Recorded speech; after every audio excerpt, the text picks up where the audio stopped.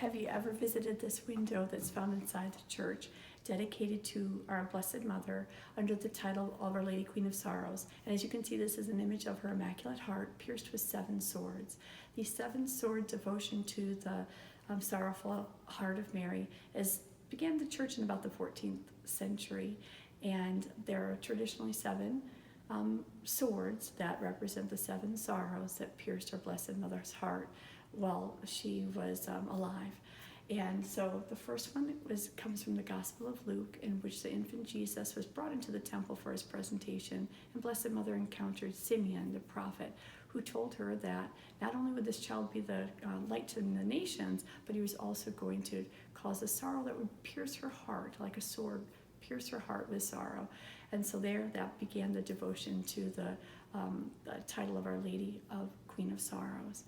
The second devotion is much like it, is when Blessed Mother had to take baby Jesus and flee into Egypt to escape the wrath of Herod. And of course, imagine the sorrow that she felt leaving behind her homeland and her family, going to a strange land with a newborn baby. The third sorrow happened about 12 years later. We celebrated in the joyful mysteries, the 5th joyful mystery, the finding of the child Jesus, but actually the losing of the child Jesus. That was a great sorrow. Imagine her anxiety. She and Joseph, for 3 days, having lost this beautiful son who was entrusted to them.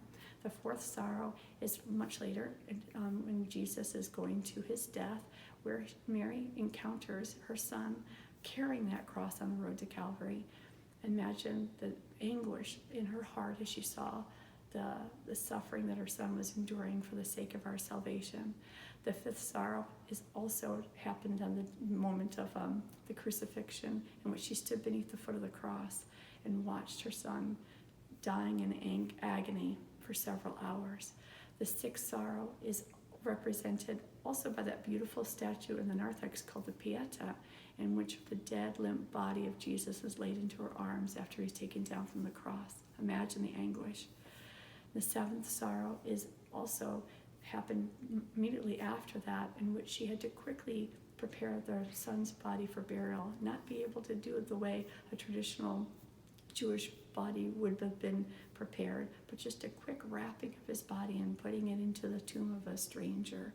So these are the 7 sorrows of Mary, and the month of September is dedicated to that.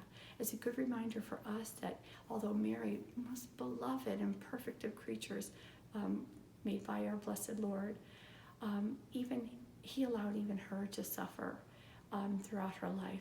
These weren't just moments of suffering, these were anguishes that she had to endure. So why should we think that we would ever be exempt from or freed from suffering in our life as well? We can turn to her for consolation, ask her to come for us when we're enduring some of these sorrows in our life. She has experienced them. She knows the pain of the human heart, and this window represents that.